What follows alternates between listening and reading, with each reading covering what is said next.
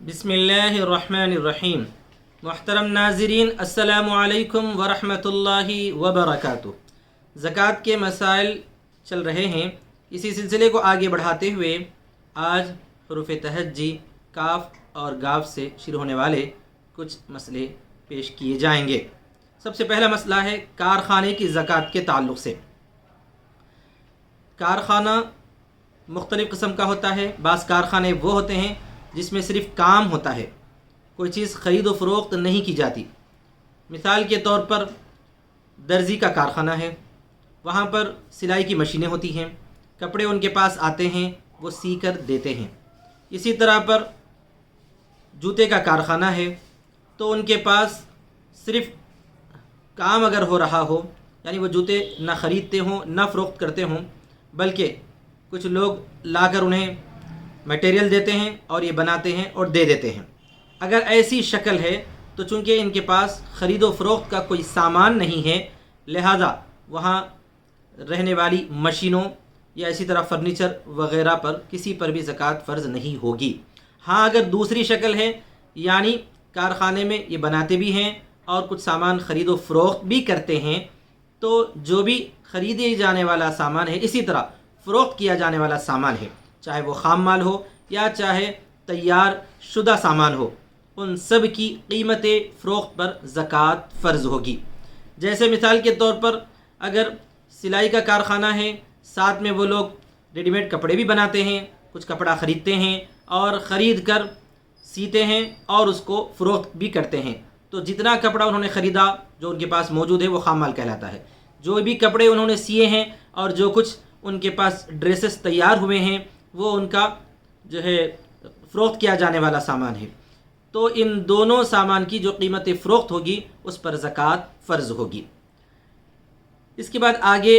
ایک اہم مسئلہ ہے کافر کو زکوٰۃ دینا۔ کافر یا آپ کہیں غیر مسلم، کیا ان کو زکوٰۃ دی جا سکتی ہے؟ تو جواب یہ ہے کہ نہیں دی جا سکتی۔ ایک ویور نے سوال بھی کیا تھا کہ غیر مسلم کو یا غیر مسلم اداروں کو زکوٰۃ دینے کی اجازت ہے کیا، یا جو ہے غیر مسلم جو اولڈ ایج ہوم ہوتے ہیں جہاں پر غیر مسلم ضعیف حضرات رہتے ہیں، ان کی دیکھ ریکھ کے لیے، ان کے کھلانے پلانے اور علاج معالجے کے لیے لوگ خدمت انجام دیتے ہیں، کیا انہیں زکوٰۃ دی جا سکتی ہے؟ تو جواب یہ ہے کہ زکوٰۃ صرف مسلمانوں کا حق ہے۔ رسول اکرم صلی اللہ علیہ وسلم نے حضرت معاذ بن جبل رضی اللہ تعالیٰ عنہ کو یمن کا گورنر بنا کر جب روانہ فرمایا تھا تو اس وقت یہی فرمایا تھا کہ تم ان کے مالداروں سے لو اور ان کے فقراء میں دو۔ ان کے مالداروں سے مراد مسلمان ہیں اور ان کے فقراء یعنی مسلمان ہیں۔ جو مسلمانوں سے زکوٰۃ لی جاتی ہے اور صرف مسلمانوں ہی پر خرچ کی جاتی ہے، تو غیر مسلم کو چاہے وہ کسی بھی شہر کا کسی بھی ملک کا غیر مسلم ہے،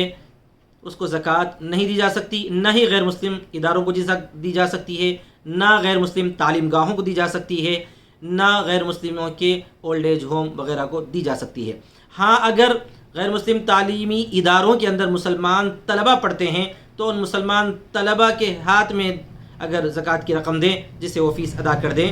تو کوئی حرج کی بات نہیں ہے۔ اسی طرح پر غیر مسلم اولڈ ایج ہوم میں اگر کچھ مسلمان رہتے ہیں اور وہ لوگ اس کی کچھ فیس وغیرہ چارج کرتے ہیں تو ان مسلمانوں کو وہ رقم دے دی جائے اور وہ لے جا کر بطور فیس کے جمع کر دیں، تو اس کی بھی اجازت ہے۔ اس کے بعد آگے کپڑے پر زکوٰۃ کے تعلق سے۔ کپڑے پر زکوٰۃ کا مسئلہ وہی ہے کہ اگر کپڑا خرید و فروخت کے لیے ہے تو یقیناً اس پر زکوٰۃ فرض ہے۔ جیسا کہ کپڑے کی دکانیں ہیں، کپڑے کے کارخانے ہیں جہاں پر کپڑا تیار ہوتا ہے، تو جو بھی خام مال آئے گا وہ بھی زکوٰۃ میں اس کو بھی شمار کیا جائے گا، اور جو کپڑا بن کر تیار ہو جو اب فروخت کے لیے جا رہا ہے اس کو بھی زکوٰۃ میں شمار کیا جائے گا۔ جس وقت زکوٰۃ کا حساب کیا جائے اس وقت پورے مال کا حساب کیا جائے، اگر کپڑے کا کارخانہ ہو تو کہ خام مال کتنا ہے، جو بھی ان کے پاس دھاگا وغیرہ آیا ہوا ہے وہ پورا، اور اسی طرح جو بھی کپڑا بن کر تیار ہو کر موجود ہے جس دن حساب کیا جا رہا ہے اس دن اس پورے کپڑے اور خام مال کو جمع کر کے اس کی جو بھی قیمت فروخت آئے گی اس پر زکوٰۃ فرض ہوگی۔ اسی طرح کپڑے کی دکان ہے، دکان میں جتنا کپڑا موجود ہے جس دن حساب کر رہے ہیں اس دن جتنا کپڑا موجود ہے اس پورے کپڑے کو فروخت کرنے پر جو قیمت آئے گی، قیمت فروخت کا اعتبار کر کے پورے کپڑے پر زکوٰۃ فرض ہے، 2.5% زکوٰۃ فرض ہے۔ ظاہر سی بات ہے صاحب نصاب بننے کے بعد ہی زکوٰۃ فرض ہوگی، اور تجارت میں تو ویسے بھی صاحب نصاب تقریباً آدمی بن ہی جاتے ہیں۔ اس کے بعد آگے ایک مسئلہ ہے کتابوں پر زکوٰۃ کے تعلق سے۔ کتابیں، ایک تو یہ ہے کہ ہمارے پڑھنے کے لیے کتابیں ہوتی ہیں، تو جو کتابوں کا مالک ہے، جو پڑھنے کے لیے کتابیں اس نے خریدی اور گھر میں جمع کر کے رکھی، اس پر زکوٰۃ فرض نہیں ہے۔ اسی طرح کسی نے کتاب کی لائبریری بنائی، دوسروں کو بھی استفادے کا موقع دیا، اس پر بھی زکوٰۃ فرض نہیں۔ یہاں تک کہ اگر کوئی آدمی کتابوں کو کرائے پر بھی دے رہا ہے کہ میرے پاس کتابیں رکھی ہوئی ہیں، کوئی بھی آ سکتے ہیں، پڑھ سکتے ہیں یا لے جا سکتے ہیں، اور اس کا جو ہے کچھ کرایہ میں چارج کروں گا، ایسی کتابوں پر بھی زکوٰۃ فرض نہیں۔ ہاں، کتابوں کی جو دکانیں ہیں یا کتابوں کو جو فروخت کرتے ہیں، ان کتابوں پر چونکہ وہ سامان تجارت میں آ جاتا ہے تو پھر اس پر زکوٰۃ فرض ہوگی، اگر وہ صاحب نصاب ہو جائے، یعنی اس کی جو کتابیں ہیں وہ نصاب کی مقدار پر پہنچ جائیں تو پھر اس پر زکوٰۃ فرض ہوگی، 2.5% ادا کرنا ہوگا۔ اس کے بعد آگے ایک اہم مسئلہ ہے کہ زکوٰۃ کی رقم سے کیا کتابیں خرید کر دی جا سکتی ہیں۔ اس کی دو شکلیں ہیں، ایک تو یہ کہ زکوٰۃ کی رقم سے آپ کتابیں خریدیں اور خرید کر کسی ضرورت مند طالب علم کو مالک بنا دیں تو یقیناً دی جا سکتی ہیں، کیونکہ یہ زکوٰۃ کی رقم ہے اور جو ہے کتابوں کی شکل میں کسی ضرورت مند کو بحیثیت مالک بنانے کے ادا کی گئی ہے تو زکوٰۃ ادا ہو جاتی ہے۔ لیکن یاد رہے کہ کتابیں خرید کر، زکوٰۃ کے پیسے سے خرید کر لائبریری میں رکھنے سے زکوٰۃ ادا نہیں ہوگی، یا کتابیں خرید کر صرف مدرسے میں استعمال کے لیے مدرسے میں رکھی ہوئی ہے، کسی کو مالک نہیں بنایا گیا ہے کسی کو، تو بھی زکوٰۃ ادا نہیں ہوگی۔ اگر کوئی آدمی کتابیں خریدتا ہو اور خرید کر مدرسے میں دیتا ہو زکوٰۃ کی رقم سے، تو اس کے کہہ دینا چاہیے کہ یہ زکوٰۃ کی رقم کی کتابیں ہیں، کسی ضرورت مند طالب علم کو اس کو مالک بنا دیں، تبھی جب ضرورت مند طالب علم اس کا مالک بن جائے گا تو پھر جو ہے زکوٰۃ ادا ہو جائے گی۔ آگے اور ایک مسئلہ ہے کرائے کے مکان پر زکوٰۃ کے تعلق سے۔ بہت سارے احباب نے اس سلسلے میں سوال کیا ہے کہ ہمارے پاس ایک مکان آلریڈی ہے، ہم نے دوسرا مکان خریدا تاکہ جو ہے اس سے کرایہ حاصل ہو، اور اس مکان سے ہم کو کرایہ حاصل ہوتا ہے اور ماہانہ کرایہ کی رقم ہم کو حاصل ہوتی رہتی ہے، ہم نے اس میں بیچنے کا کوئی ارادہ نہیں رکھا اور مقصد ہمارا بیچنا نہیں ہے، تو ایسے کرایہ حاصل ہونے کے مقصد سے جس مکان کو بنایا گیا ہے اس پر زکوٰۃ فرض نہیں ہوگی۔ ہاں، اگر کرایہ اس سے آ رہا ہے اور وہ کرایہ کی رقم آ کر ہمارے پاس محفوظ ہو رہی ہے، جمع ہو رہی ہے، تو سال گزرنے کے بعد اس رقم پر زکوٰۃ فرض ہوگی۔ اگر وہ رقم کرایہ کی آ رہی ہے اور ختم ہو رہی ہے، فوراً جمع ہو ہی نہیں رہی ہے، تب بھی اس پر زکوٰۃ فرض نہیں ہوگی۔ اس کے بعد آگے اور ایک مسئلہ ہے کہ کرائے پر استعمال ہونے والا سامان، جیسا کہ ابھی عرض کیا گیا مکان کے تعلق سے، ایسا ہی اگر کسی نے کچھ سامان خرید لیا ہے اور مقصد یہ رکھا ہے اس کا کہ اس سامان کو میں کرائے پر دوں گا اور اس سے کچھ کرایہ حاصل کروں گا، جیسے کسی نے کچھ مشینری خرید کر رکھی ہوئی ہے کرائے پر دینے کے لیے، تو اس پر بھی زکوٰۃ فرض نہیں ہوگی۔ جیسا کہ ٹینٹ ہاؤس ہے، ٹینٹ ہاؤسوں میں یہ ہوتا ہے کہ وہ لوگ جو ہے اچھا خاصا سامان خریدتے ہیں، جس میں بڑے بڑے دیگ بھی ہوتے ہیں، بگونے ہوتے ہیں، اور جتنی چیزیں ہوتی ہیں، بہت ساری شامیانے بھی ہوتے ہیں، شطرنجیاں ہوتی ہیں، ان تمام چیزوں کی قیمت تو بہت زیادہ ہوتی ہے، لیکن چونکہ انہوں نے فروخت کے لیے اسے نہیں رکھا ہے بلکہ خرید کر اسے رکھے ہوئے ہیں تاکہ ضرورت مند بطور کرائے لے جا کر اس کا کرایہ ادا کریں، تو پھر ٹینٹ ہاؤس کے پورے سامان پر زکوٰۃ فرض نہیں ہوگی۔ کرائے کی جو رقم آ رہی ہے وہ اگر محفوظ ہو جائے، اس رقم پر سال گزر جائے، تو پھر زکوٰۃ فرض ہوگی۔ اسی طرح پر جو ہے اور ایک اہم مسئلہ ہے کرائے میں پیشگی رقم۔ یہ مسئلہ تھوڑا سا توجہ چاہتا ہے، وہ یہ ہے کہ اگر ہم نے کسی جگہ پر کوئی مکان یا دکان وغیرہ کرائے پر حاصل کی اور پیشگی رقم کے طور پر ہم نے جو ہے 1 سال کا کرایہ ان کو دے دیا، جیسا کہ 3 مہینے کا یا 4 مہینے کا کرایہ پیشگی لینے کا رواج ہے ہمارے شہر حیدرآباد میں، اسی طرح پر مختلف جگہوں پر الگ الگ پیشگی کرایہ لینے کا غالباً رواج ہوگا، تو وہاں پر جو پیشگی رقم ادا کر دی گئی ہے اس پر زکوٰۃ فرض نہیں ہوگی، مگر یہ ہے کہ بعض رقم وہ ہوتی ہے جو ہے واپس طلب کرنے کی رہتی ہے، اس کو جو ہے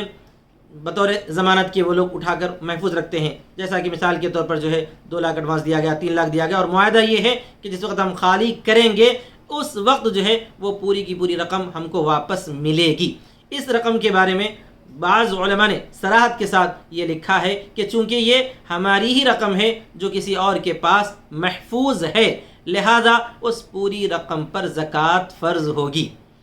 تو یہ دونوں مسائل میں فرق ہو جاتا ہے. پیشگی کرایہ ادا کرنا الگ ہے اور ایڈوانس کی رقم وہاں پر محفوظ طور پر جمع کر کے رکھنا الگ ہے. لہذا اس ایڈوانس کی رقم کو جو جمع کر کے رکھی ہوئی ہے اس پر زکوٰۃ فرض ہوگی، یعنی جس نے ایڈوانس کی رقم دی ہے اسی آدمی پر زکوٰۃ فرض ہے. اس کے بعد آگے اور ایک اہم مسئلہ ہے کفن میں زکوٰۃ دینے کے تعلق سے. کفن میں اگر کوئی ضرورت مند آدمی کا انتقال ہو گیا اور وہ اس بیچارے کی جو ہے کفن دفن کے لیے لوگ پریشان ہیں، تو ایسی صورت میں اگر کوئی آدمی یہ سوچے کہ میں زکوٰۃ کی رقم سے کفن خرید کر جو ہے حوالے کروں گا، تو یاد رہے کہ زکوٰۃ ادا نہیں ہوگی، کیونکہ کسی کو مالک بنانا ضروری ہے. اب بیچارہ جس کی وفات ہو گئی وہ مرحوم تو مالک نہیں بن سکتا، لہذا کفن خرید کر دینے سے زکوٰۃ ادا نہیں ہوتی ہے. ہاں ایک دوسری شکل یہ ہے کہ کسی اس کے جو وارث ہیں اس وارث کو جو اگر مستحق ہوں تو ان کے ہاتھ میں زکوٰۃ کی رقم دے دی جائے، اگر وہ لے کر اس سے کفن خرید لیں، دفن کا انتظام کریں تو پھر زکوٰۃ ادا ہو جائے گی. یہ تھوڑا سا مسئلہ فرق پڑ گیا تھا جو آپ کے سامنے ذکر کیا گیا. اس کے بعد آگے ایک اہم مسئلہ ہے گاڑی پر زکوٰۃ کے تعلق سے. گاڑی عام طور پر جو لوگ گاڑی وغیرہ خریدتے ہیں خود چلانے کے لیے یا کسی کو کرائے پر دینے کے لیے، تو اس گاڑی کی قیمت پر زکوٰۃ فرض نہیں ہوگی، چاہے گاڑی ایک ہو دو ہو، چاہے وہ کوئی سی گاڑی ہو، چھوٹی ہو کہ بڑی ہو، کیونکہ زکوٰۃ فرض ہوتی ہے فروخت کی جانے والی چیزوں پر جو سامان تجارت ہے. یہاں پر سامان تجارت نہیں، وہ سامان اجرت ہے یا کرائے والا سامان ہے، لہذا اس پر زکوٰۃ فرض نہیں ہوگی. ہاں اس سے کرایہ آ رہا ہے، وہ کرایہ محفوظ ہو جائے اور اس پر سال گزر جائے تو پھر زکوٰۃ فرض ہوگی. اور ایک آخر میں اہم مسئلہ ہے گزشتہ سالوں کی زکوٰۃ کے تعلق سے. یہ جو ہے اگر کسی آدمی پر زکوٰۃ فرض ہوئی تھی اور اس نے جو ہے توجہ نہیں کی، یہاں تک کہ جو ہے سال بھی گزر بھی گیا، اس کے بعد بھی توجہ نہیں کی، یہاں تک کہ اور ایک سال آ گیا، تو اب اس پر 2 سالوں کی زکوٰۃ فرض ہوگی. پچھلے سال جو ادا نہیں کیا اس نے سال گزرنے کے بعد، وہ زکوٰۃ بھی فرض ہے. اب یہ اگلے سال کا بھی سال گزر گیا ہے، اس کی بھی زکوٰۃ فرض ہے. تو زکوٰۃ جو ہے 1 سال کے گزرنے سے یا چند سالوں کے گزرنے سے بھی معاف نہیں ہوگی، بہرحال ادا کرنا ضروری ہے. یہاں تک کہ اگر کسی نے 5 سال کی 10 سال کی بھی زکوٰۃ ادا نہیں کی، تو جب بھی اسے احساس ہو بحیثیت مسلمان زکوٰۃ ادا کرنے کا، تو اس کو چاہیے کہ جتنے سال اس نے زکوٰۃ نہیں ادا کی ہے اتنے سالوں کا حساب کر کے، اس وقت کی مالیت کتنی تھی اس کا حساب کر کے اس کو زکوٰۃ ادا کرنا فرض ہے. آخر میں ایک چھوٹا سا مسئلہ ہے، وہ یہ کہ گھر کا سامان اور گھر کے جو مصارف وغیرہ ہیں، کیا اس سلسلے میں زکوٰۃ کا حکم ہے؟ ظاہر سی بات ہے جو سامان استعمالی اشیاء ہیں، جیسا کہ گھر میں رہنے والے چاہے سب مہنگے سے مہنگا سامان ہو، فریج ہو، بیڈ ہو، یا اسی طرح پر کمپیوٹر ہو، لیپ ٹاپ ہو، یہ تمام جو ہے استعمالی اشیاء ہیں، ان پر زکوٰۃ فرض نہیں ہے. یہاں تک کہ اگر کسی آدمی کے پاس کچھ پیسے ہیں جو مصارف ہاؤس کے لیے یعنی گھر کے سامان گھر میں استعمال کے لیے پیسے رکھے ہوئے ہیں، اگر وہ پیسہ سال گزرنے سے پہلے پہلے جس وقت یہ حساب کر رہا ہے اس سے پہلے پہلے ختم ہو گیا، تو پھر اس پر زکوٰۃ فرض نہیں ہوئی، کیونکہ وہ گھر کے استعمال میں ختم ہو چکا ہے. ہاں اگر پیسہ بچا ہوا ہے، حساب کر رہے ہیں، ابھی بھی ہمارے پاس جو ہے گھر کی مصروفیات ختم ہو جانے کے بعد بھی پیسہ بچا ہوا ہے، تو یہ پیسہ بھی زکوٰۃ کے دیگر پیسوں کے ساتھ شامل کیا جائے گا اور اس میں بھی زکوٰۃ شامل ہوگی. ایسا نہیں کہ اب یہ پیسہ تو صرف گھر کے استعمال کے لیے ہم اس کو چھوڑ دیں، ایسا نہیں کیا جائے گا، بلکہ اس کو بھی اگر وہ استعمال میں نہیں آیا ہو، نقد رقم موجود ہے، اس کو بھی شامل کر کے ہی زکوٰۃ کا حساب کیا جائے گا. آخر میں ایک اہم جو ہے سوال آیا تھا، اس سوال کا میں جواب دینا لازم اور ضروری سمجھتا ہوں. وہ یہ ہے کہ سونے کی زکوٰۃ خریدی ہوئی قیمت پر ہوگی یا قیمت فروخت پر ہوگی؟ تو ظاہر سی بات ہے جتنی اشیاء ہیں ان تمام اشیاء کو، جو بھی مال تجارت ہے یا اسی طرح پر سونا چاندی ہے، ان تمام پر زکوٰۃ قیمت فروخت پر ہوگی. اب سونے کا مسئلہ ایسا ہے کہ جس وقت ہم نے سونا خریدا اس وقت ریٹ کم تھا، اب جو ہے سال گزرنے کے بعد اس میں تھوڑا سا ریٹ کا اضافہ ہو گیا، تو اب موجودہ جو اس کی مالیت ہے فروخت کی مالیت، اس مالیت پر زکوٰۃ فرض ہوگی. اب اس کے بعد ایک اہم سوال یہ رہ جاتا ہے کہ سونا اگر ہم بازار میں خریدنے جائیں گے، مثال کے طور پر آج کے دور میں اگر دیکھا جائے تو تقریباً 55,000 روپے سونے کی قیمت بازار میں دستیاب ہے. اگر ہم جو ہے جا کر بازار سے خریدیں تو 55,000 میں ہم کو ملے گا، لیکن جو ہے ہمارے پاس جو سونا موجود ہے اس سونے کو ہم بیچنے کے لیے جائیں تو اس وقت وہ لوگ جو ہے کم از کم 10% ریٹ گھٹا دیتے ہیں، جبکہ اچھے سے اچھا ریٹ دینے والے بھی 10% ریٹ گھٹاتے ہیں. تو فقہاء نے یہاں پر بھی صراحت کر دی ہے. احتیاط کا تقاضا تو یہ ہے کہ اخباری جو ریٹ ہے بازار کا ریٹ، اس ریٹ کے حساب سے ہم اپنے پاس رہنے والے سونے کی بھی زکوٰۃ ادا کر دیں، اچھی چیز ہے، بہت احتیاط والی بات ہے، لیکن لازم اور ضروری صرف اتنا ہے کہ ہمارے پاس جو سونا موجود ہے اس سونے کی بازار میں کیا قیمت لگتی ہے، یا جو سونے کی دکانیں ہیں ان میں سے جو سب سے اچھا جو ہے ریٹ دینے والے ہیں ان کے پاس جا کر ہم اس کا ریٹ معلوم کر لیں، اس پر جو ہے زکوٰۃ فرض ہوگی۔ زیادہ سے زیادہ جو ہے اچھے سے اچھا ریٹ دینے والے بھی کم از کم 10% جو ہے اس میں کٹوتی کر کے ہی ہمارا سونا خریدتے ہیں، تو اس لحاظ سے سونے کی زکوٰۃ جو ہے قیمت فروخت پر ہی لازم ہوگی، نہ یہ کہ جو ہے بازاری جو ریٹ ہے وہ، یا نہ یہ کہ جو ہے اخبار کا جو ریٹ ہے وہ۔ بہرحال یہ چند مسائل تھے جو آپ کی خدمت میں پیش کیے گئے ہیں۔ دعا ہے کہ اللہ تعالیٰ تمام مسلمانوں کو مکمل حساب کر کے زکوٰۃ ادا کرنے کی توفیق نصیب فرمائے، اور میں اپنے ویور سے درخواست کرتا ہوں تمام حضرات سے کہ اب تک آپ نے پہلی اقساط نہ دیکھی ہوں تو دیکھ لیں، تاکہ ہو سکتا ہے جو سوال آپ کرنا چاہتے ہوں آپ کو اس کا جواب اس میں مل جائے۔ اسی طرح آگے بھی انشاءاللہ یہ سلسلہ جاری رہے گا، تو آپ ہمارے اس چینل پر زکوٰۃ کے مسائل کے عنوان سے اس سلسلے کو آگے بھی دیکھیں گے انشاءاللہ۔ جزاکم اللہ خیرا واحسن الجزاء، والسلام علیکم ورحمۃ اللہ وبرکاتہ۔